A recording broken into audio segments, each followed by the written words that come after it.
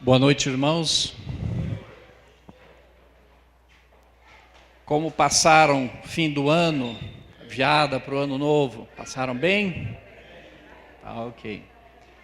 Muitos ainda estão comemorando, ou estão de férias. Eu sei que é assim mesmo, né? É normal nessa época do ano, ter muita gente que tira férias nessa época, está com família, e isso faz bem, todos nós precisamos descansar. Eu gostaria de fazer uma coisa, isso não estava programado, mas eu senti que deveria fazer. Se você tem alguma coisa que você gostaria de agradecer a Deus, que Ele fez nesses últimos dias, nesse final de ano, começo de ano, que você gostaria de vir e agradecer a Deus, nós vamos dar o microfone para você. Mas eu peço o seguinte, é rapidinho, hein, gente? Não é para contar uma história de 10 minutos, não. É rapidinho, vem, seja sucinto, agradeça a Deus. E assim várias pessoas podem fazê-lo. Quem gostaria de ser o primeiro? Alguma coisa que Deus fez de especial e você gostaria de agradecer a Deus? Ele falou assim, toda vez que eu pego o microfone, ele nunca sabe o que eu vou falar. Não, mas para agradecer a Deus, eu estava pensando no ano passado, né, como Deus abençoou a nossa vida em pequenas coisas e grandes coisas. E eu estava lembrando que uma bênção muito grande para nós dois foi a viagem que nós fizemos para ir visitar o nosso filho mais novo, que está morando em Burundi. E então, pelo menos um dos 4 filhos nós vimos no ano passado. Isso foi uma grande bênção. E mãe sempre pensa nisso, né? Mais alguém gostaria de contar uma bênção? Talvez uma resposta de oração? Isso. Ok, pode vir, pode vir. Pode fazer fila, não tem problema. Nós queríamos agradecer a Deus. Esse foi o nosso primeiro ano de união das famílias, né? Da Larissa e nossa, nós passamos juntos, tanto Natal como Ano Novo. Nós louvamos a Deus por isso. Boa noite, irmãos. 2013, não sei para vocês, mas eu quero esquecer. Em termos financeiros, em termos de negócio, foi muito difícil. O Brasil está cada dia mais complicado. Nosso governo, a gente que trabalha no comércio e precisa de mercado, vive de mercado, é muito difícil. A Lígia está falando das bênçãos, é claro, das bênçãos todas. Mas, no meu caso, não foi fácil. E por alguns meses, eu estou orando muito, muito, muito. Encontrei com o pastor agora há pouco, o pastor Lucas, mandou um abraço para todos nós, que já está de férias, né? E a gente está passando, assim, na empresa, né? Algumas dificuldades que as coisas parecem que não fecham, sabe? Não sei se vocês passaram algum momento na vida de vocês que a engrenagem não está funcionando direito. E está, sim, um pouco em termos de negócio, né? Minha vida familiar, ótimo, graças a Deus, só tenho que agradecer mesmo. Mas, em termos de negócio, está muito difícil.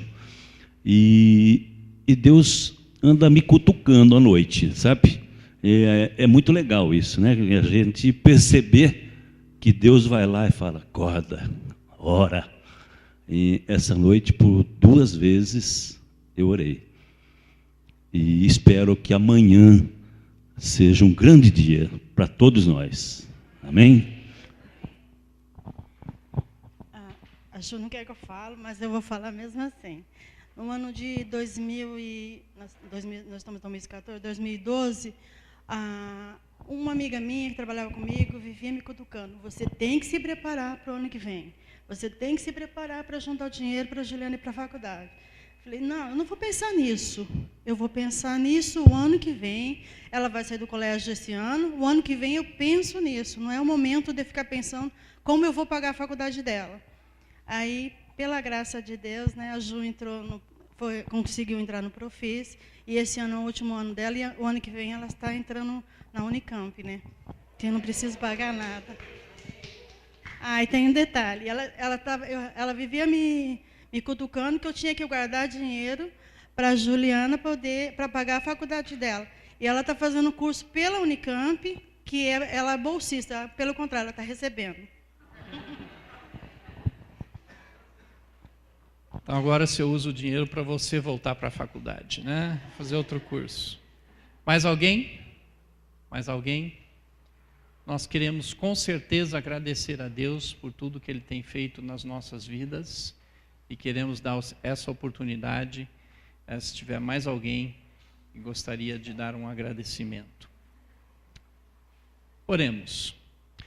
Sim, as crianças vão descer, né? Eu não dei essa oportunidade, eu não tenho o costume, né, de pegar nesse momento, então esqueço de dar a oportunidade das crianças descerem. Vamos orar. Senhor, nós te agradecemos, porque nós sabemos, Senhor, que tudo que nós temos vem de Ti, que nós devemos, Senhor, até a nossa vida a Ti.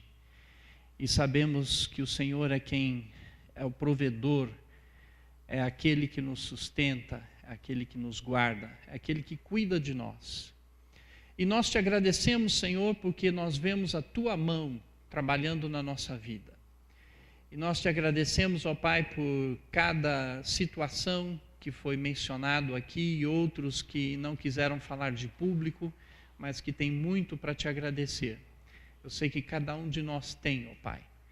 E, Senhor, nós queremos entrar agora em 2014 com um coração agradecido. E queremos também colocar diante de Ti, Senhor, todas as nossas necessidades. Porque nós sabemos, Senhor, que tem pessoas que estão passando por necessidades físicas, problemas de saúde, precisam, Senhor, da Tua ajuda. Sabemos que tem pessoas que estão precisando da Tua ajuda na área de emprego, na área financeira, na área de direção quanto ao que vão fazer com a sua vida. Pessoas que estão precisando, Senhor, da Tua ajuda em tantas áreas diferentes. E nós oramos, Pai, pedindo as Tuas bênçãos sobre cada uma delas, sobre cada pessoa, cada necessidade que o Senhor conhece. Nós pedimos agora, Senhor, por este momento que vamos passar refletindo um pouco sobre a Tua palavra e sobre a nossa vida. Que o Senhor venha falar, Senhor, ao nosso coração nessa noite. No nome precioso de Jesus nós oramos. Amém, Senhor. Vocês concordam comigo que os estudos e os treinamentos que nós fazemos são importantes para a nossa vida profissional e para conseguirmos um bom emprego?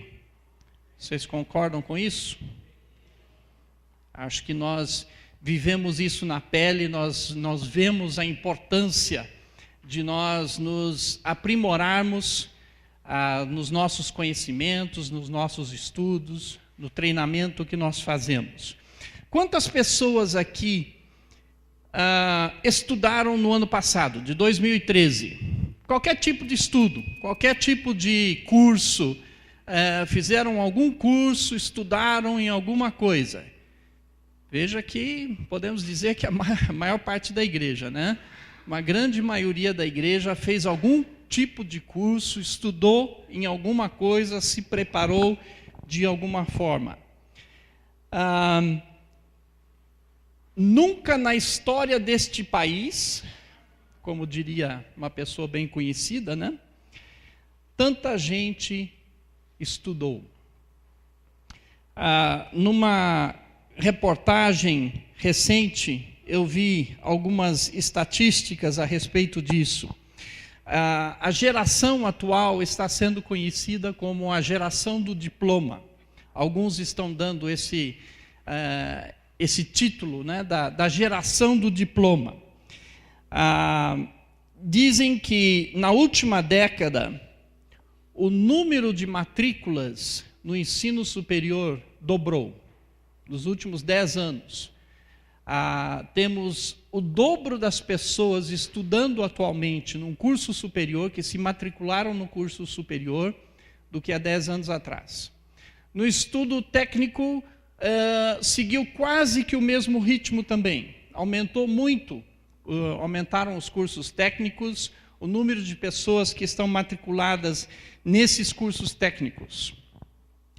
No ano de 2000, existiam um pouco mais de 1.000 instituições de ensino superior no Brasil.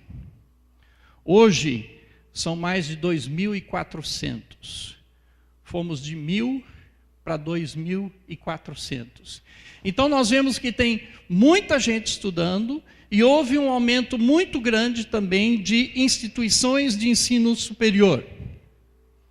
Parece uma boa notícia para o Brasil. No entanto, nesta mesma reportagem diz que ao mesmo tempo em que temos uma geração do diploma e temos muita gente estudando, nós também temos uma falta de candidatos qualificados no mercado de trabalho. Existe uma reclamação por parte dos empresários, por parte das pessoas que contratam, porque apesar de haver muitas pessoas que se inscrevem, que entregam o seu currículo, que estão buscando emprego, não se encontra as pessoas com as qualificações necessárias.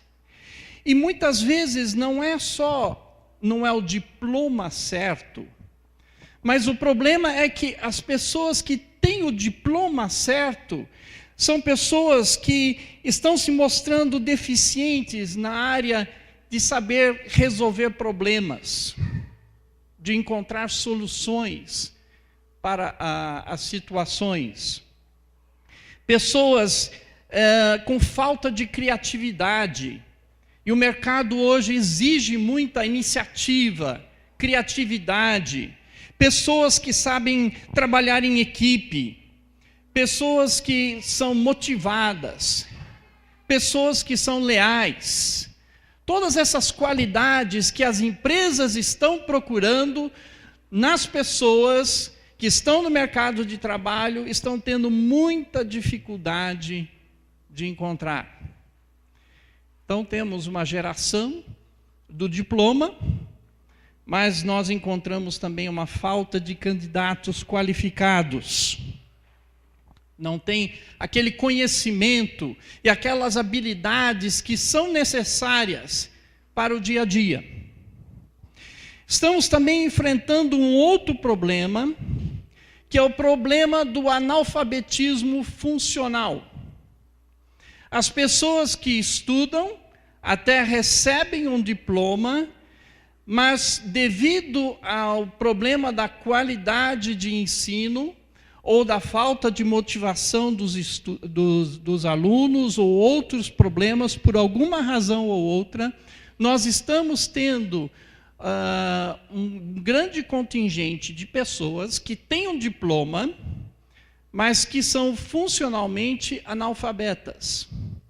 Inclusive, essa reportagem deu a estatística no estudo que foi feito com universitários, em que somente 62% dos universitários são considerados plenamente alfabetizados. Isso significa que mais de 1/3 dos universitários não são considerados totalmente alfabetizados, são analfabetos funcionais. Diz lá a reportagem, e eu cito: 4 em cada 10 universitários no país até sabem ler textos simples, mas são incapazes de interpretar e associar informações. Também não conseguem analisar tabelas, mapas e gráficos, ou mesmo fazer contas um pouco mais complexas. Essa é a situação em que nós estamos vivendo. Mas o que isso tem a ver com a igreja, com a Bíblia e com as coisas espirituais? Na verdade, existe um grande paralelo. Existe um grande paralelo.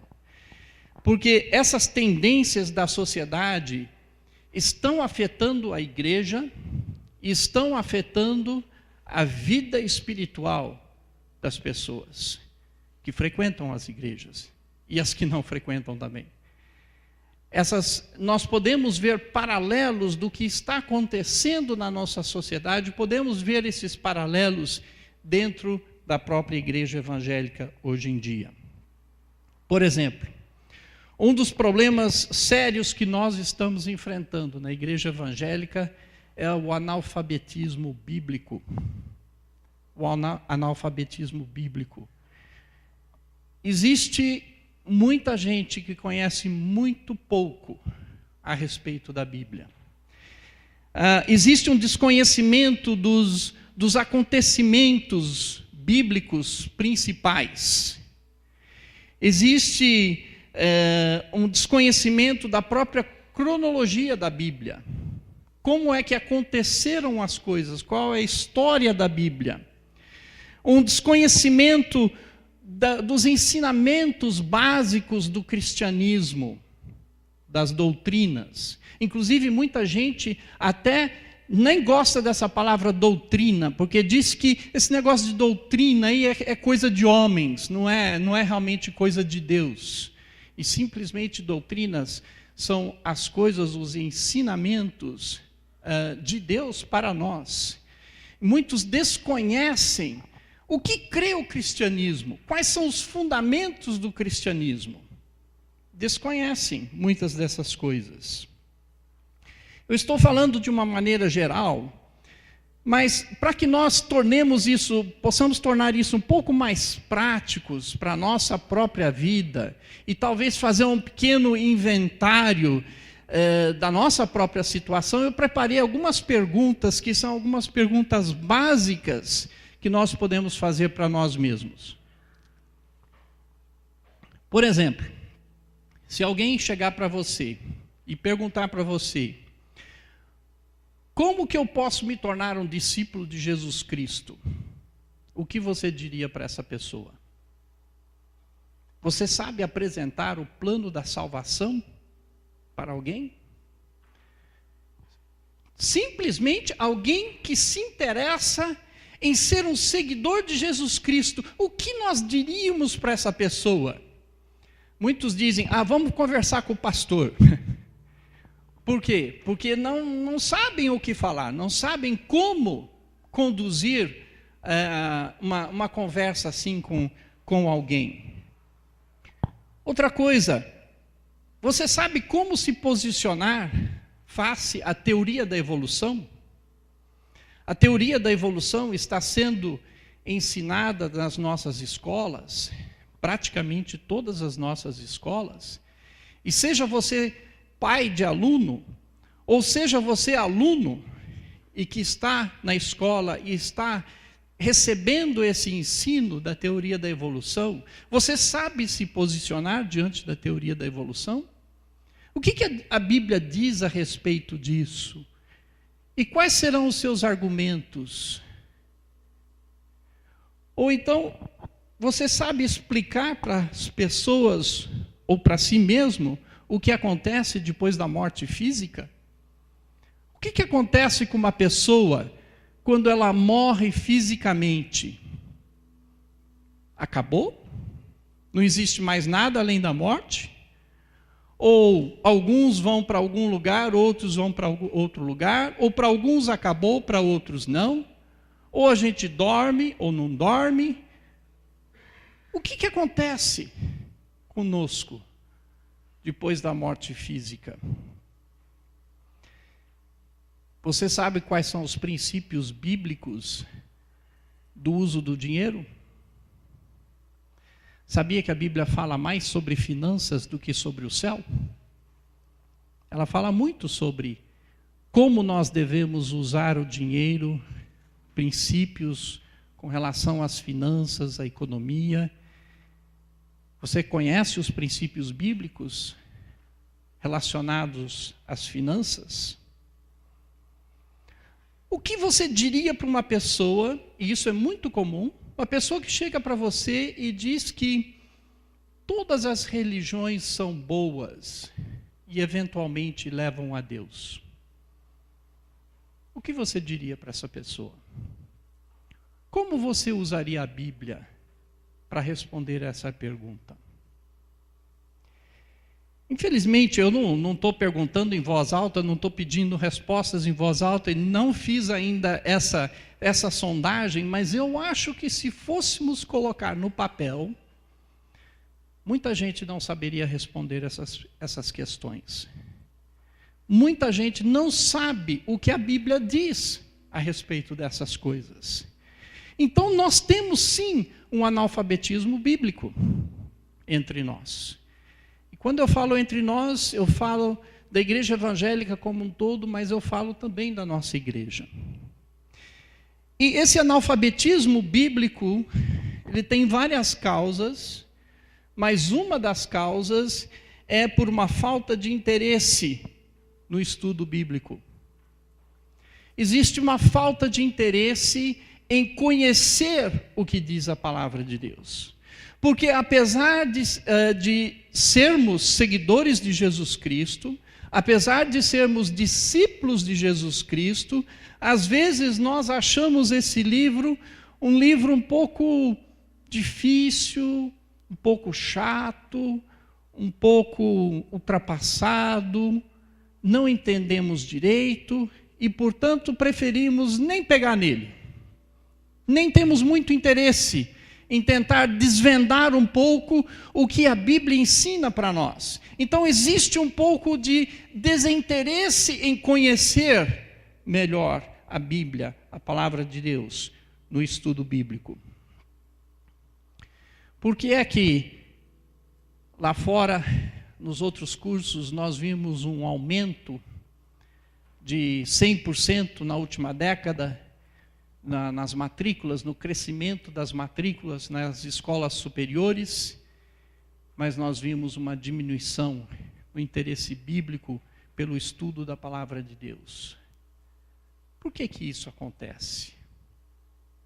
Por que será que, mesmo dentro da nossa igreja, existe uma diminuição no interesse do estudo da palavra de Deus? Na verdade, durante essa última década, em que os cursos lá fora estão bombando, a nossa escola bíblica dominical morreu na igreja. Por que a escola bíblica dominical morreu? Por falta de interesse. Não foi por falta de interesse da liderança de fazer alguma coisa para melhorar, para mudar, para tentar fazê-lo mais atrativo. Várias coisas foram tentadas, várias coisas foram observadas e, no final, a verdade é que não existia interesse suficiente no estudo da palavra de Deus. E a escola bíblica dominical morreu. Eu não sou do tipo que acha que um método tem que continuar. Eu sei que às vezes nós temos que mudar os nossos métodos para conseguirmos, talvez, alcançar os mesmos resultados. E eu não acho que tem nada de errado nós mudarmos o nosso método para aumentarmos o número de pessoas envolvidas no estudo da palavra de Deus. E foi isso que foi feito.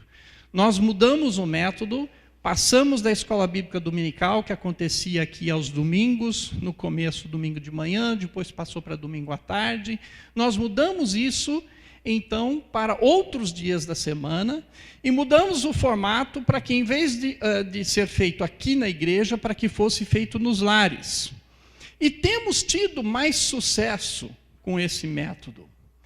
Mas eu tenho que dizer que ainda estou vendo uma falta de interesse pelo estudo da palavra de Deus. Não importa qual método seja utilizado, o problema não está necessariamente no método, está na falta de interesse de estudo da palavra de Deus.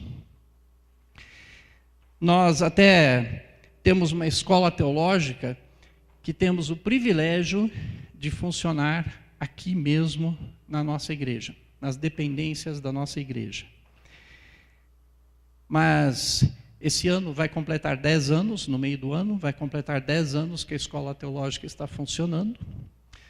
Mas a verdade é que a procura por estudar na escola teológica, para usufruir desse privilégio que nós temos, tem sido pequeno também. O interesse por estudar mais, a preços muito módicos, só para manter a coisa funcionando, o interesse é muito pequeno ainda no estudo da palavra de Deus. O mais triste ainda é que, se nós fizermos um levantamento entre os membros da igreja, eu desconfio que menos da metade dos membros da igreja estão individualmente em casa estudando a palavra de Deus. Estão lendo, não precisa ser diariamente, mas frequentemente, estão lendo a sua Bíblia, estão estudando, estão querendo aprender a respeito da palavra de Deus. Então existe sim uma falta de interesse no estudo bíblico. É muito mais fácil nós conseguirmos pessoas interessadas nas celebrações, interessadas até no trabalho físico, interessadas em se envolver com ação social, interessadas em várias outras áreas da igreja, do que no estudo bíblico, no estudo da palavra de Deus. Então nós temos um problema de analfabetismo bíblico, temos um problema de falta de interesse no estudo bíblico, e nós temos um problema também de falta de mão de obra qualificada. Da mesma forma que lá fora as empresas estão tendo dificuldade para achar as pessoas certas para trabalharem, a igreja também está enfrentando um problema de falta de mão de obra qualificada para o trabalho na igreja. Resultado do analfabetismo bíblico e da falta de estudo da palavra de Deus. Então, o que acontece?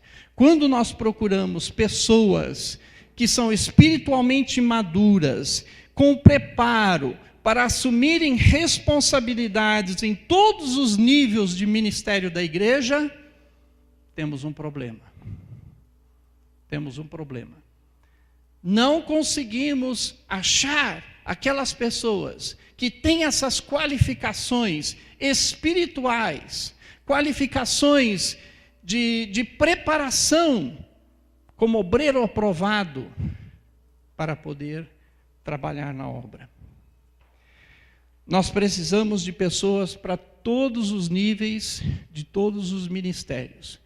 Pessoas que tenham capacidade para pegar aquilo em mãos, para levar em frente, que se dediquem àquele ministério. Nós temos necessidade de pessoas que assumam, por exemplo, pequenos grupos, que trabalhem nesses pequenos grupos, como pessoas que cuidam do rebanho ali naqueles pequenos grupos, nos lares. Pessoas envolvidas com missões, com grupos de evangelismo, que possam sair e, de uma forma criativa, achar maneiras de falar de Jesus Cristo para as pessoas. Pessoas que possam fazer visitação, que possam entrar nos lares e saber como ajudar as pessoas, como confortar as pessoas, como aconselhar as pessoas com seus problemas, como animá-las e usar a Bíblia para fazer isso. Precisamos de pessoas que saibam trabalhar em projetos com a comunidade, que tenham conhecimento bíblico para fazer de uma forma bíblica. Pessoas que participem na plantação de igrejas. Nós estamos querendo abrir outras igrejas aqui na região, mas nós precisamos de ajuda. Nós temos alguns pastores que estão respondendo ao chamado para começar outras igrejas, mas precisam de ajuda, precisam de pessoas que possam chegar e junto com eles, poder ajudá-los a fazer a visitação necessária, a evangelização necessária, ajudar nos cultos. Pessoas que sejam qualificadas para fazer isso e que tenham o comprometimento para fazer isso. Falta de mão de obra qualificada. Nós temos falta de pessoas que encarem o desafio de se preparar melhor para serem usadas na obra do reino de Deus. E a mensagem hoje é, na verdade, um desafio, a preparação e a dedicação à obra de Deus. Eu espero que este seja um desafio, entre outros talvez, mas que seja um desafio para nós e para a nossa igreja em 2014.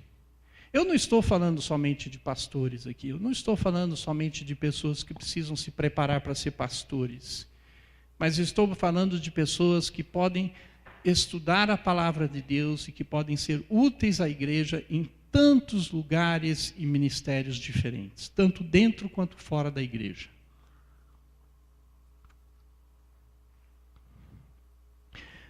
Na verdade, a nossa santificação pessoal, ou o nosso amadurecimento espiritual, passa pelo conhecimento bíblico.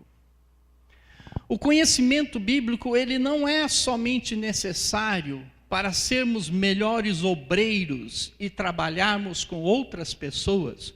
O conhecimento bíblico, ele é necessário para a nossa própria vida espiritual e para o nosso próprio amadurecimento espiritual.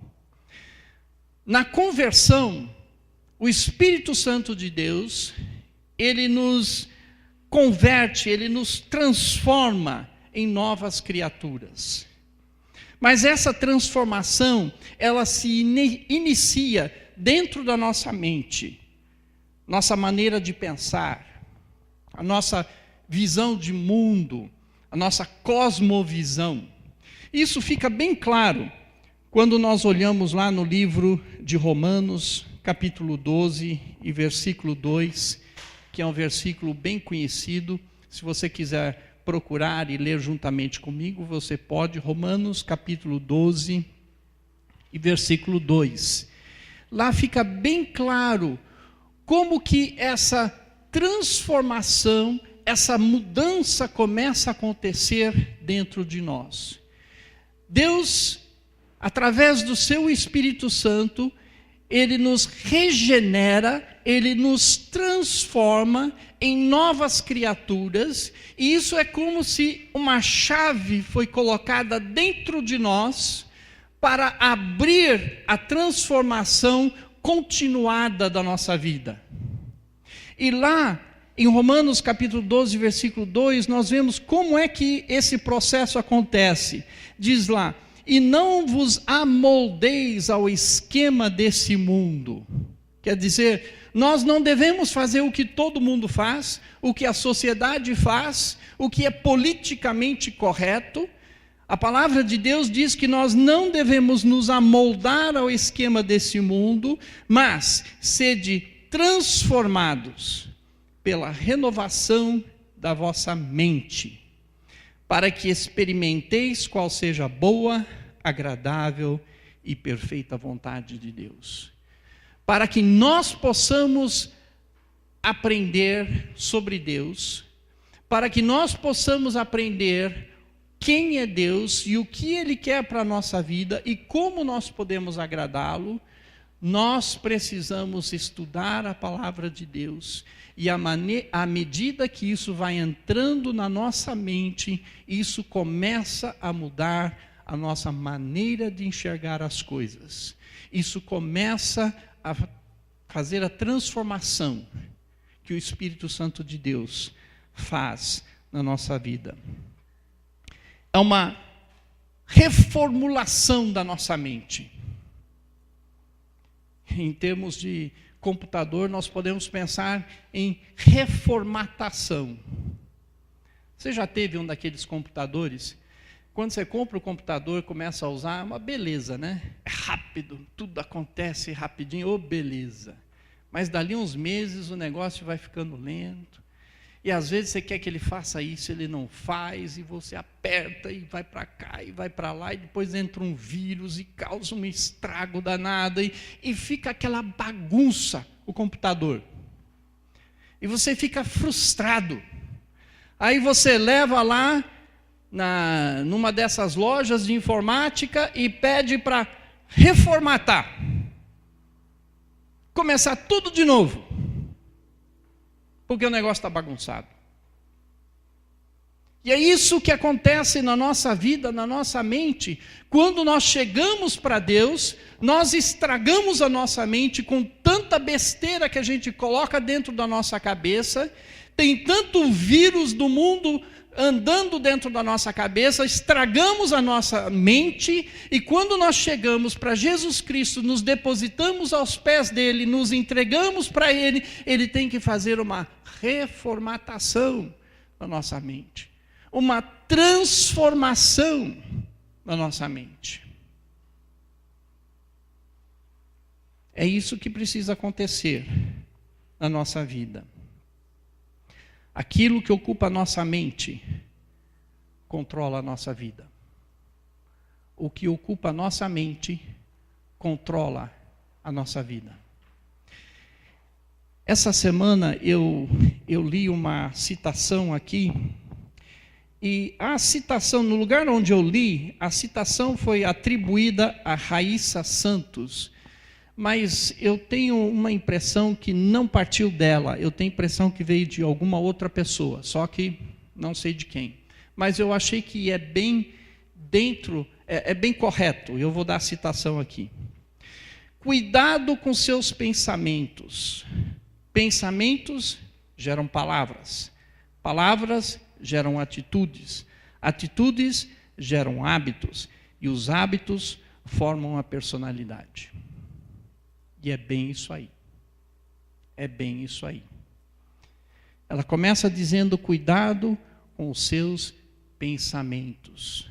A mente. E quando nós temos uma reformatação da nossa mente e dos nossos pensamentos, a partir de uma mente renovada e transformada, isso vai fazer com que nós pensemos coisas novas, pensemos coisas de Deus, que vão gerar palavras e atitudes que são cristocêntricas, que são centradas em Cristo.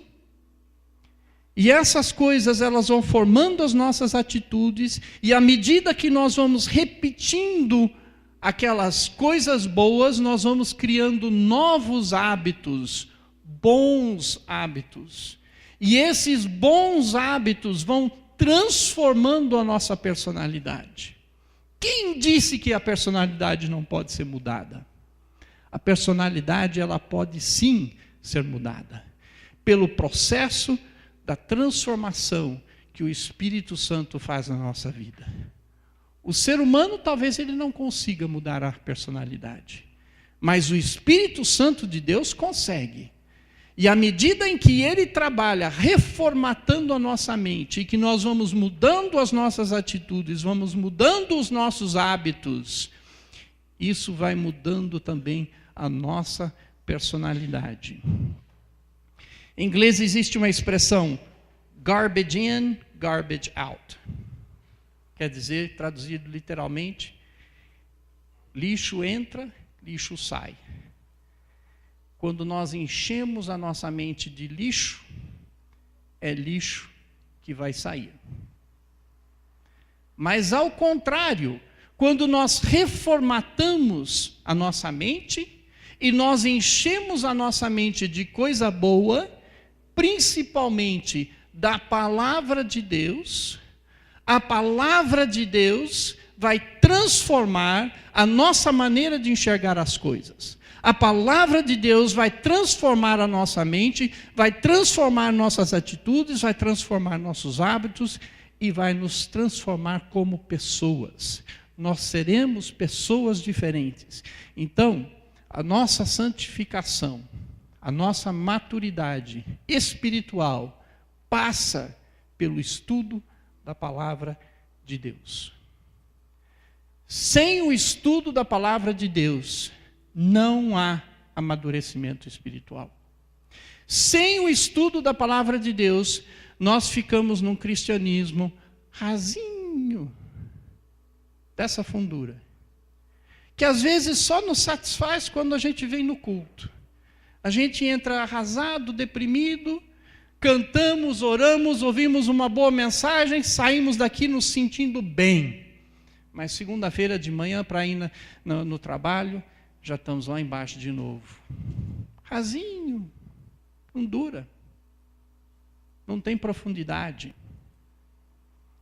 Sem o estudo da palavra de Deus, não há amadurecimento espiritual.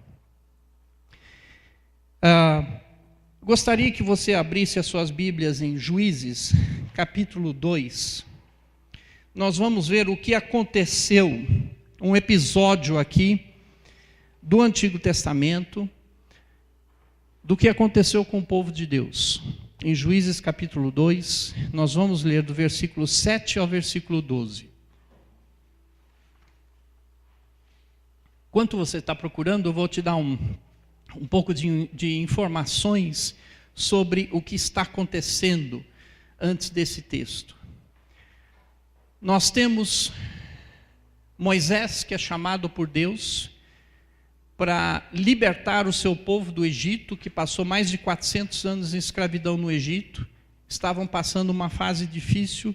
Deus usou Moisés para tirar o seu povo do Egito e levá-los para uma região que ele tinha prometido dar para eles, uma terra que seria deles, um lugar onde eles poderiam se estabelecer, conhecida como a terra prometida.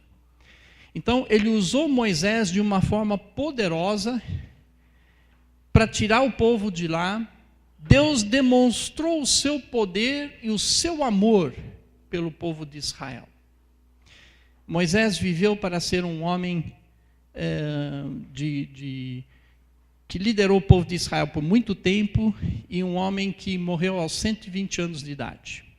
No seu lugar, assumiu outro grande homem, Josué, que tinha sido discípulo de Moisés, que viu Deus agindo e que aprendeu e que liderou bem o povo de Israel também. Ele também liderou durante muitos anos, morreu com 110 anos de idade. E aqui, esse trecho fala sobre o que aconteceu com o povo de Israel depois da morte de Josué. Capítulo 2, Juízes capítulo 2, versículo 7.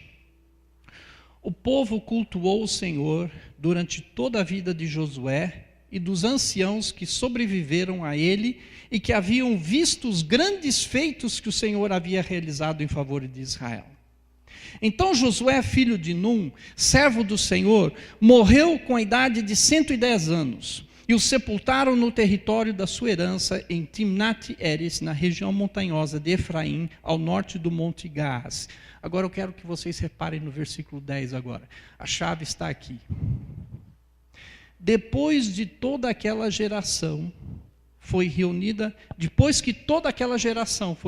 a seus pais, em outras palavras, depois que aquela geração morreu, surgiu outra geração que não conhecia o Senhor, nem o que ele havia feito por Israel.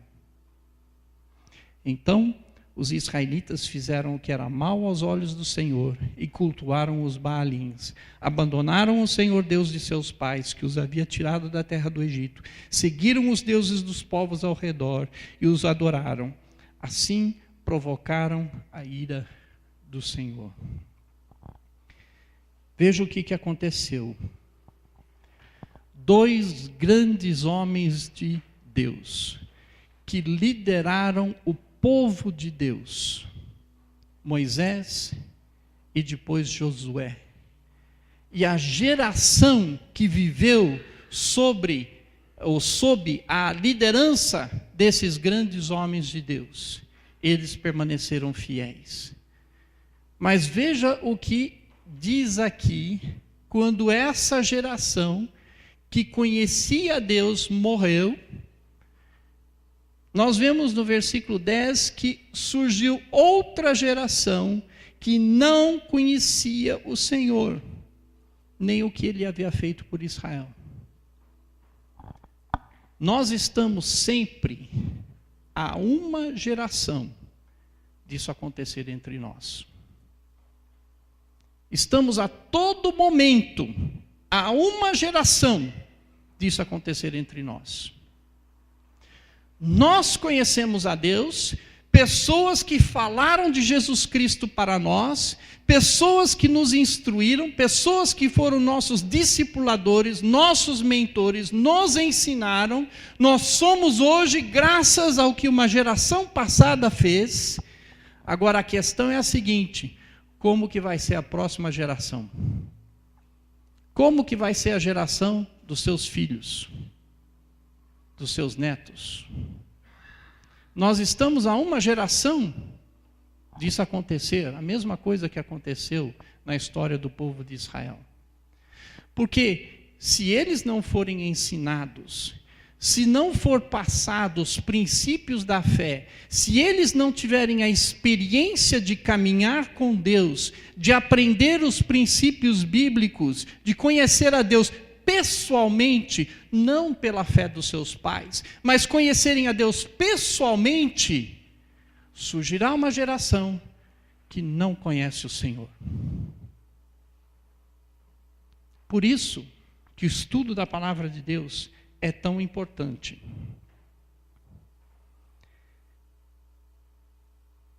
Eu gostaria de fazer uma analogia aqui com o que acontece com a nossa saúde física. Eu vou fazer uma analogia entre a saúde física e a saúde espiritual. Nós sabemos, tem se falado muito, sobre os problemas que o sedentarismo causa à nossa saúde. Não é mesmo? Sentarmos num sofá na frente da televisão, ficar comendo salgadinhos e docinhos e aquelas coisas na frente da televisão e ficar só lá assistindo e tal. Nós sabemos o que isso causa à saúde. Nós sabemos que isso não faz bem para a saúde. Nós sabemos que nós precisamos de uma boa alimentação e também de exercícios físicos. Tanto é que nós temos vários professores de educação física aqui na igreja, né, Elaine? E a Rejane, que não está aqui, e outros. Parece que eu contei uma vez, tem uns 3 aí, não sei. Nós precisamos de uma boa alimentação e de exercício físico. Na vida espiritual não é diferente, é igual.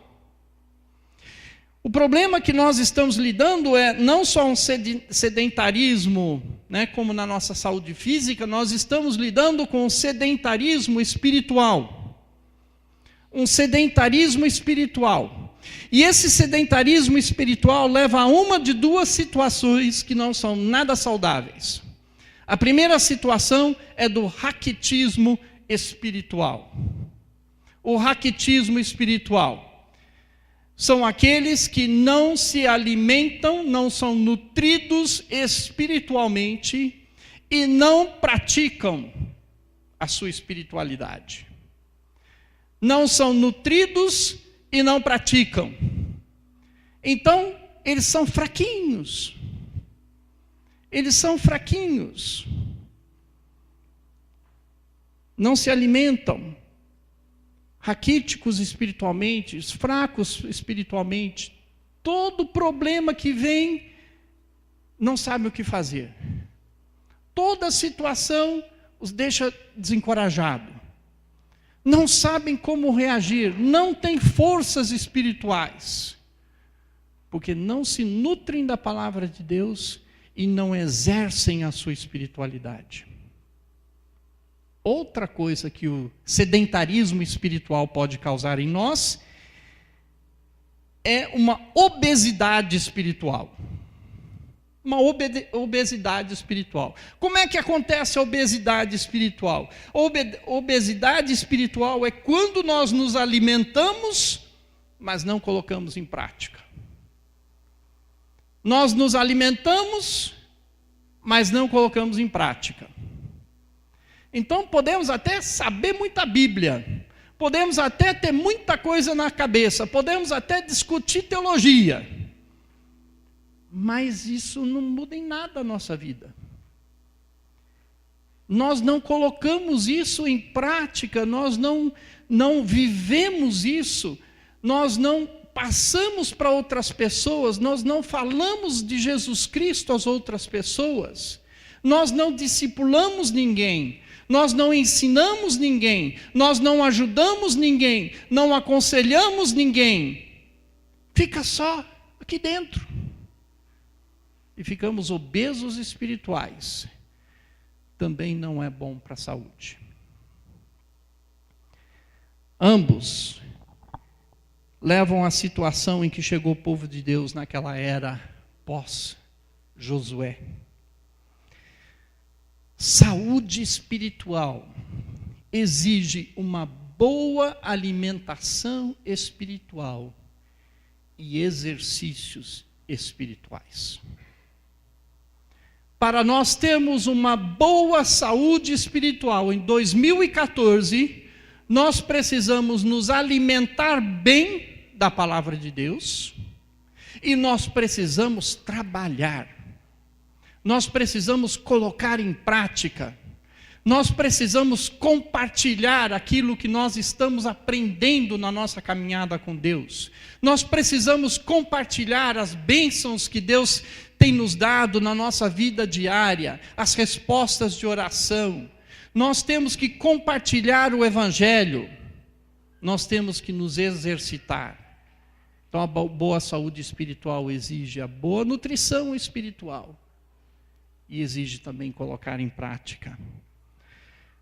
John Stott, que foi um grande teólogo, mas não só teólogo, uma pessoa que realmente exerceu e praticou aquilo que ele pregava, ele disse que o seminário é a principal instituição para o fortalecimento da igreja.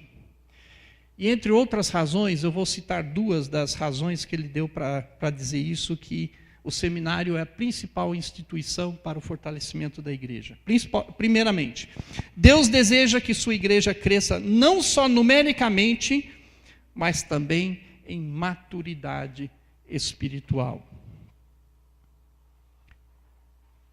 O principal objetivo do apóstolo Paulo era de apresentar todos maduros em Cristo. Em Colossenses capítulo 1, versículo 28, ele disse o seguinte: a ele anunciamos, aconselhando e ensinando todo homem com toda a sabedoria, para que apresentemos todo homem perfeito ou maduro em Cristo. Então, por que Paulo aconselhava, por que Paulo ensinava, como ele diz nesse versículo? Para poder apresentar a todos maduros em Cristo. Esse era o objetivo do apóstolo Paulo. E a segunda razão que John Stott disse que o seminário é importante para o fortalecimento da igreja é que a igreja de Deus cresce em maturidade pela palavra de Deus. A igreja de Deus cresce em maturidade pela palavra de Deus. A Bíblia, que é a palavra de Deus escrita, ela nutre e dirige o seu povo. É por isso que nós precisamos estudar a palavra de Deus. Jesus convoca a igreja quando ele diz lá na grande comissão, que é muito conhecido lá em Mateus capítulo 28, ele diz o seguinte: portanto, ide, fazei discípulos de todas as nações, batizando-os em nome do Pai, do Filho e do Espírito Santo, ensinando-lhes a obedecer todas as coisas que vos ordenei. Como é que nós podemos fazer isso? Como é que nós podemos fazer ou cumprir essa grande comissão que Deus nos deu, de fazer discípulos das nações, de ensiná-las tudo o que Jesus ensinou, se nós não estudamos e nós não conhecemos tudo que Jesus ensinou? Para podermos cumprir a grande comissão que Ele nos deu, a missão que Ele nos deu para cumprir, nós precisamos conhecer a palavra dEle, estudar a palavra dEle, para podermos discipular as nações e ensiná-las. A formação, aliás, de líderes maduros para a igreja é muito importante. Nós precisamos de pessoas com responsabilidade. Pessoas que são capazes de ensinar. Pessoas que são capazes de reconhecer o erro, porque existe muita coisa errada que está sendo ensinado por aí. Nós precisamos de pessoas que têm o conhecimento da palavra de Deus e que são capazes de reconhecer o que é certo e o que é errado. Pessoas com capacidade para orientar os outros, para aconselhar os outros. À medida que a igreja vai crescendo, o pastor não pode fazer todo o trabalho sozinho. Nem que você coloque 2, 3, 4 pastores. Precisa haver uma maturidade da igreja como um todo. E nós precisamos ter líderes sendo formados, líderes que estão envolvidos em todas as áreas da igreja, pessoas de responsabilidade, pessoas capacitadas, pessoas que sabem manejar a palavra de Deus. O meu desafio para a nossa igreja para 2014, eu estou terminando com isso. O meu desafio para 2014 é que nós levemos a sério essa questão de estudarmos a palavra de Deus em todos os seus níveis e muitas maneiras para fazê-lo. Primeiramente, eu quero desafiar todos aqui, sem exceção, todos, que possamos ter em nossa mente o desafio de estudarmos individualmente a palavra de Deus em casa. Você não precisa ser um PhD, você não precisa nem ter o diploma do primário. Sabendo ler, você pode ler a palavra de Deus e o Espírito Santo de Deus vai te ajudar a entender aquilo que você está lendo, pelo menos o essencial. Faça um compromisso de você, individualmente, estudar a palavra de Deus. Existem muitas ajudas aí que você pode usar. Existem alguns devocionais que dão trechos da Bíblia que você pode ler e depois tem comentários sobre esses trechos, mas não fique só no enlatado, não fique só no estudo que outra pessoa fez. Estude por você mesmo. Leia a palavra de Deus, pense naquilo, medite naquilo, veja como isso toca a sua vida. Aprenda sobre quem é Deus e sobre o que Deus tem para a sua vida. Então, no nível pessoal, individual, eu quero desafiar a cada um de nós para estudarmos a palavra de Deus esse ano. Eu não vou dar uma fórmula para fazer, porque isso pode ser diferente para cada um de vocês. O que importa é que nós tenhamos esse compromisso de estudar a palavra de Deus individualmente. Outro desafio que eu quero dar é que você, se você puder, porque eu sei que tem algumas pessoas que por causa do trabalho, estudo, não dá, os horários não batem, mas se você puder, eu quero encorajá-los de fazer parte de um grupo pequeno durante esse ano. Durante esse mês nós estamos de férias dos grupos pequenos, mas vamos recomeçar em fevereiro. Eu quero desafiá-lo a fazer parte de um desses grupos pequenos. Porque é nesses grupos pequenos que nós estamos fazendo estudo bíblico. É nesses grupos pequenos que nós estamos trocando ideias. É nesses grupos pequenos que nós estamos aprendendo a conhecer uns aos outros, trocando pedidos de oração, orando uns pelos outros, estabelecendo uma comunhão mais íntima entre nós. Participe de um dos grupos pequenos, se você puder. Ou então outra possibilidade, entre um pouco mais a fundo, faça um curso. Existem muitos cursos por aí, mas nós aqui na igreja, nós estamos oferecendo duas possibilidades. Estamos oferecendo um curso online, que você pode fazer no computador, no seu horário, você pode se matricular e fazer. Ou então nós estamos ensinando presencialmente, segundas e terças-feiras. Pense um pouco sobre isso. Porque Jesus disse que O campo está pronto, mas são poucos os trabalhadores, são poucos os ceifeiros, são poucas as pessoas que são qualificadas para a obra do Senhor. E talvez o Espírito Santo esteja mexendo no seu coração e na sua vida, e chamando você, desafiando você, para se aprofundar um pouco mais no estudo da palavra dele. Para se preparar melhor. Talvez você até já esteja envolvido em alguma coisa, já esteja trabalhando, mas você sente que precisa se preparar melhor. Você poderia fazer isso também. Desafio. Vamos estudar a palavra de Deus. Para a nossa própria edificação, para a nossa própria maturidade espiritual, mas também para nós sermos mais úteis para a obra de Deus. Vamos curvar as cabeças e fechar os olhos. Vamos pensar um pouco sobre isso. Cada um individualmente pensando o que é que Deus quer de você durante esse ano de 2014. Como você pode se aprofundar um pouco mais no estudo da palavra de Deus?